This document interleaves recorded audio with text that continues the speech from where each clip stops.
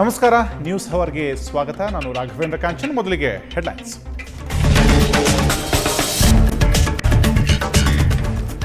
August 10ರಿಂದ ಏರಿಕೆ ಆಗಲಿದೆ ಹಾಲಿನ ದರ. ಕೆಎಂಎಫ್ ಸಭೆಯಲ್ಲಿ ಹೊರಬಿದ್ದಿದೆ ನಿರ್ಧಾರ. ಪ್ರಸ್ತಾವನೆಗೆ ಅಸ್ತು ಎನ್ನಬೇಕಿದೆ ರಾಜ್ಯ ಸರ್ಕಾರ.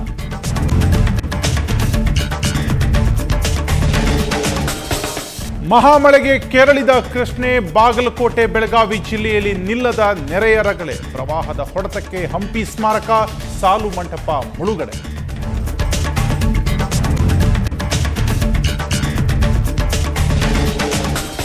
ಸದ್ಯದಲ್ಲಿ ಆಗಲಿದೆ ತೆಲಂಗಾಣ ರಾಜ್ಯ ಘೋಷಣೆ. ಸೀಮಾಂಧ್ರದಲ್ಲಿ ಜೋರಾಗಿದೆ ಪ್ರತಿಭಟನೆ. ಕೇಂದ್ರ ಸರ್ಕಾರಕ್ಕೆ ಶುರುವಾಗಿದೆ ಹೊಸ ತಲೆಬೇನೆ.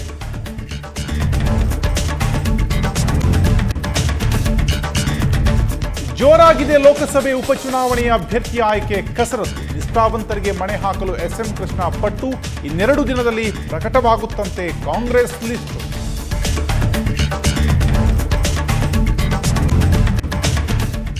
ಮೈಸೂರು ಚಾಮುಂಡಿ ವರ್ಧಂತೋತ್ಸವ ಆಚರಣೆ. ನಾಳೆ ಬೆಳ್ಳಿ ಲೇಪಿತ ಬಾಗಿಲು ಸಮರ್ಪಣೆ. ಭಕ್ತರನ್ನ ಸೆಳೆಯಲಿದೆ ಚಿನ್ನದ ಪಲ್ಲಕ್ಕಿಯ ಮೆರವಣಿಗೆ.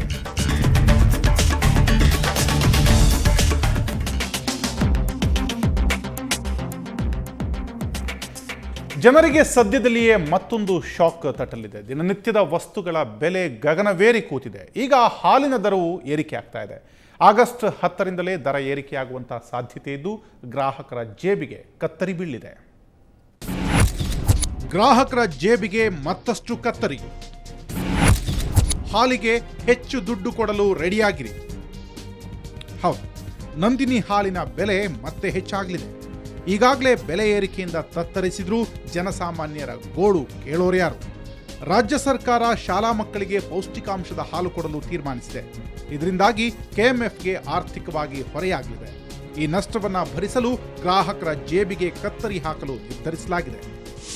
ನಾಳೆ ಮಕ್ಕಳಿಗೆ ನಮ್ಮ ಸರ್ಕಾರ ಮಕ್ಕಳಿಗೆ 150 ml ಹಾಲು ಕೊಡೋ ಒಂದು ಯೋಜನೆಯನ್ನು ಕೊಟ್ಟಿದೆ. ಅದಕ್ಕೆ ನಾವು ಪೆಪ್ಸಿ ಪ್ಯಾಕ್ ಹಾಕೋ ಒಂದು ವಿಚಾರ, ಅದು ಒಂದೊಂದು ಒಕ್ಕೂಟಗಳಿಗೆ ಒಂದು ಘಟಕಗಳನ್ನ ಹಾಕೋಕ್ಕೆ 8ರಿಂದ 10 ಕೋಟಿ ರೂಪಾಯಿ ಅಂದಾಜು ಬೇಕಾಗುತ್ತೆ. ನಂದಿನಿ ಹಾಲಿನ ದರದಲ್ಲಿ 2 ರೂಪಾಯಿ ಏರಿಕೆ ಮಾಡಲು ಕೆಎಂಎಫ್ ನಿರ್ಧರಿಸಿದೆ. ಇವತ್ತು ಕರ್ನಾಟಕ ಹಾಲು ಒಕ್ಕೂಟದ ಅಧ್ಯಕ್ಷ ಸೋಮಶೇಖರ್ ರೆಡ್ಡಿ ನೇತೃತ್ವದಲ್ಲಿ ಸಭೆ ನಡೆಯಿತು. ಆಗಸ್ಟ್ 10ರಿಂದ ನಂದಿನಿ ಹಾಲಿನ ಬೆಲೆಯನ್ನ 2 ರೂಪಾಯಿ ಹೆಚ್ಚಿಸಲು ನಿರ್ಧಾರ ಕೈಗೊಳ್ಳಲಾಯಿತು. ಸರ್ಕಾರಕ್ಕೆ ನಾವು ಏನು ಮೂಲಭೂತ ಸೌಕರ್ಯಗಳಿಗಾಗಿ ಸ್ವಲ್ಪ ಹಣ ಬೇಕಾಗಿತ್ತು ಅಂತ ನಾವು ಕೇಳಿದ್ದೀವಿ. ಹಾಗಾಗಿ ಅವರು ಏನಂದರೆ ಈಗ 4 rupees ಮಾಡಿದ್ದೀವಿ, ಅದು ಕೊಡ್ತಾಯಿದ್ದೀವಿ. ಸ್ಕೂಲ್ ಮಿಲ್ಕ್ ಪ್ರೋಗ್ರಾಮ್ನಲ್ಲಿ ಅದು ಅಮೌಂಟು ಕೊಡ್ತಾಯಿದ್ದೀವಿ. ಹಾಗಾಗಿ ನಿಮಗೆ ಮೂಲಭೂತ ಸೌಕರ್ಯಗಳಿಗೆ ಕೊಡೋದು ನಮ್ಗೆ ಕಷ್ಟ ಆಗುತ್ತೆ, ನೀವೇ ಅದನ್ನು ಇದು ಮಾಡ್ಕೊಳ್ಳಿ ಅಂತ ಹೇಳಿದ್ದಾರೆ. ರೇಟ್ ಜಾಸ್ತಿ ಮಾಡಿಕೊಳ್ಳಿ ಅಂತೇಳಿ ಒಂದು ನಿರ್ದೇಶನ ಕೊಟ್ಟಿದ್ದಾರೆ. ಅದ್ರ ಪ್ರಕಾರನೇ ಇವತ್ತು ಬೋರ್ಡ್ ಮೀಟಿಂಗಲ್ಲಿ ನಾವು ಚರ್ಚೆ ಮಾಡ್ತಾಯಿದ್ದೀವಿ. ಬೆಲೆ ಏರಿಕೆ ಸಂಬಂಧ ಕೆಎಂಎಫ್ ರಾಜ್ಯ ಸರ್ಕಾರಕ್ಕೆ ಶೀಘ್ರದಲ್ಲಿಯೇ ಪ್ರಸ್ತಾಪ ಸಲ್ಲಿಸಲಿದೆ. ಅದಕ್ಕೆ ಅಂಕಿತ ಹಾಕಿದ್ರೆ ಬೆಲೆ ಹೆಚ್ಚಳವಾದಂತೆಯೇ ಸರಿ. ಇನ್ನು ಜನಸಾಮಾನ್ಯರ ಸಂಕಷ್ಟದ ಬಗ್ಗೆ ಸರ್ಕಾರ ಸ್ವಲ್ಪ ಒಲವು ತೋರಿದ್ರೆ ಬೆಲೆ ಏರಿಕೆಯಲ್ಲಿ ಕೊಂಚ ಕಡಿಮೆಯಾಗಬಹುದಷ್ಟೇ. ಒಟ್ಟಾರೆ ನಂದಿನಿ ಹಾಲಿನ ದರ ಮತ್ತಷ್ಟು ಹೆಚ್ಚಳವಾಗುವುದಂತೂ ಖಚಿತ. ಬೆಂಗಳೂರಿನಿಂದ ಮಧುಸೂದನ್, ಸುವರ್ಣ ನ್ಯೂಸ್. ಮಹಾರಾಷ್ಟ್ರದಲ್ಲಿ ಬೀಳ್ತಿರುವಂತಹ ಭಾರೀ ಮಳೆಯಿಂದ ಉತ್ತರ ಕರ್ನಾಟಕದಲ್ಲಿ ನದಿಗಳು ಉಕ್ಕಿ ಹರಿತಾ ಇದೆ. ಇದರಿಂದ ಜನರು ಪ್ರವಾಹದ ಭೀತಿಯಲ್ಲಿದ್ದಾರೆ. ಜೊತೆಗೆ ಎಷ್ಟೋ ಗ್ರಾಮಗಳು ಜಲಾವೃತವಾಗಿದೆ.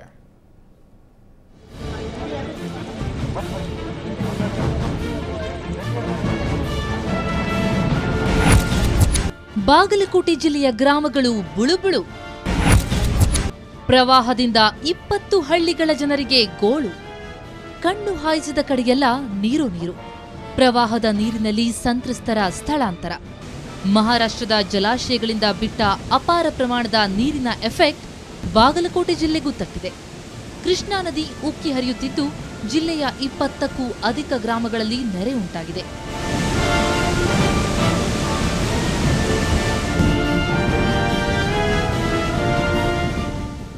ಜಮಖಂಡಿ ತಾಲೂಕಿನ ಮುತ್ತೂರು, ಮೈಗೂರು, ಕಂಕಣವಾಡಿ ಸೇರಿದಂತೆ ಸಾಕಷ್ಟು ಗ್ರಾಮಗಳು ನೆರೆಯಿಂದಾಗಿ ನಡುಗಡ್ಡೆಗಳಾಗಿ ಮಾರ್ಪಟ್ಟಿವೆ.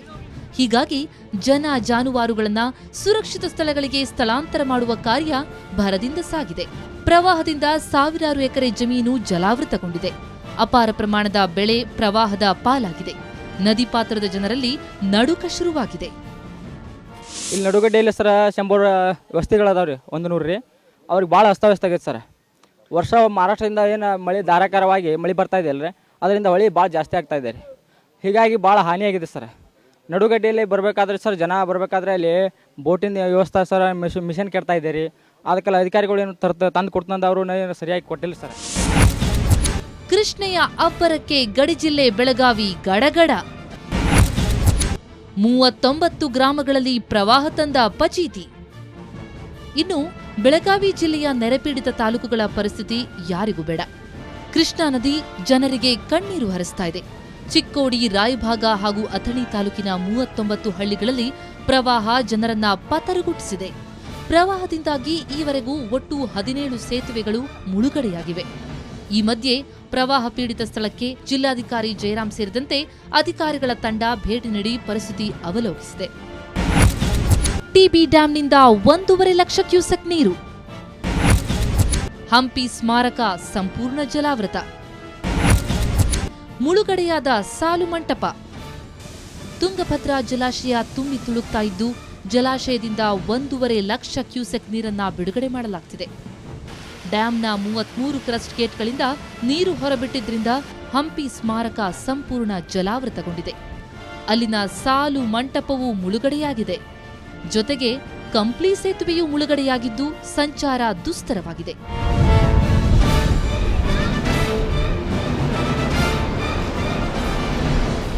ನದಿ ಪಾತ್ರದ ಜನರು ಸುರಕ್ಷಿತ ಸ್ಥಳಕ್ಕೆ ತೆರಳುವಂತೆ ಅಧಿಕಾರಿಗಳು ಸೂಚನೆ ನೀಡಿದ್ದಾರೆ.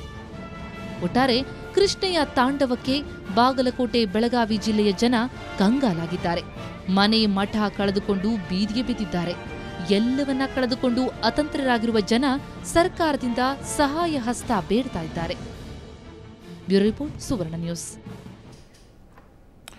ಇನ್ನು ಆಂಧ್ರದಲ್ಲಿ ಸೀಮಾಂಧ್ರ ಗಲಾಟೆ ಶುರುವಾಗಿದೆ. ಇದುವರೆಗೂ ತೆಲಂಗಾಣ ಗಲಾಟೆಯಿಂದ ಕಂಗೆಟ್ಟಿದ್ದಂಥ ಆಂಧ್ರ ಸರ್ಕಾರ ಈಗ ಸೀಮಾಂಧ್ರ ಗಲಾಟೆಗೆ ಬೆದರುವಂತಾಗಿದೆ. ಇದಕ್ಕೆಲ್ಲ ಕಾರಣವಾಗಿರೋದು ಸದ್ಯದಲ್ಲಿಯೇ ತೆಲಂಗಾಣ ಪ್ರತ್ಯೇಕ ರಾಜ್ಯವಾಗುತ್ತೆ ಅನ್ನೋದು.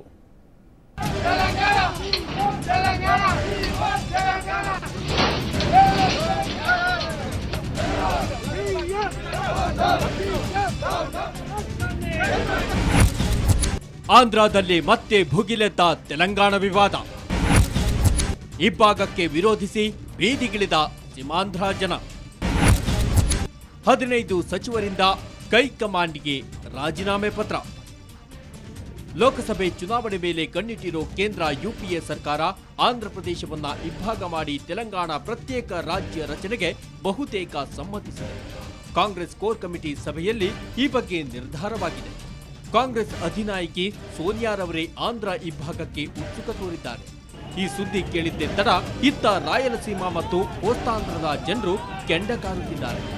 ಅಖಿಲಾಂಧ್ರವನ್ನು ಇಬ್ಬಾಗ ಮಾಡಬಾರದೆಂದು ಬೀದಿಗಿಳಿದಿದ್ದಾರೆ.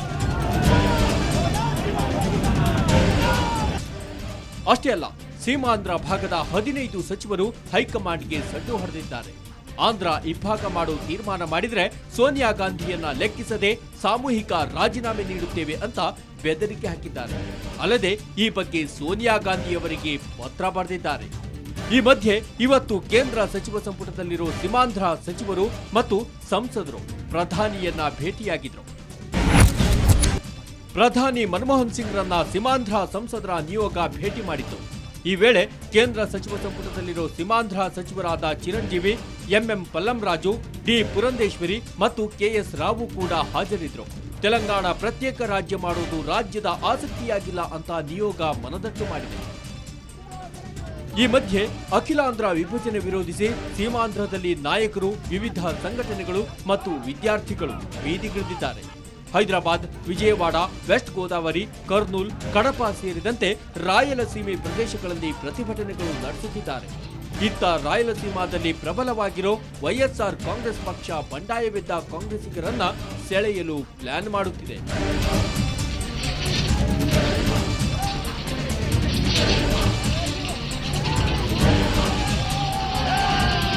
ಇಷ್ಟೆಲ್ಲ ನಡೆಯುತ್ತಿದ್ರೂ ಕಾಂಗ್ರೆಸ್ ಅಧಿನಾಯಕಿ ಸೋನಿಯಾ ಗಾಂಧಿ ಮಾತ್ರ ತೆಲಂಗಾಣ ರಾಜ್ಯ ರಚನೆಗೆ ಮುಂದಾಗಿದ್ದಾರೆ. ತೆಲಂಗಾಣದಲ್ಲೂ ಲಾಭ ಪಡೆಯಲು ತಂತ್ರ ರೂಪಿಸುತ್ತಿದ್ದಾರೆ. ಆಂಧ್ರ ಸ್ಥಳೀಯ ಸಂಸ್ಥೆ ಚುನಾವಣೆಗಳ ನಂತರ ತೆಲಂಗಾಣ ರಾಜ್ಯ ರಚನೆ ಬಗ್ಗೆ ಅಧಿಕೃತ ಘೋಷಣೆ ಹೊರಬೀಳೋ ಸಾಧ್ಯತೆ ಇದೆ. ಆಗಸ್ಟ್ ಮೊದಲ ವಾರ ಕಾಂಗ್ರೆಸ್ ವರ್ಕಿಂಗ್ ಕಮಿಟಿ ಸಭೆ ನಡೆಸಿ ಅಂತಿಮ ತೀರ್ಮಾನ ಕೈಗೊಳ್ಳಲಿದೆ. ಆಗಸ್ಟ್ 5ಕ್ಕೆ ಅಧಿಕೃತವಾಗಿ ಆಂಧ್ರದಿಂದ ತೆಲಂಗಾಣ ಪ್ರತ್ಯೇಕ ರಾಜ್ಯವಾಗಿ ಹೊರಹೊಮ್ಮುವ ಸಾಧ್ಯತೆ ಇದೆ.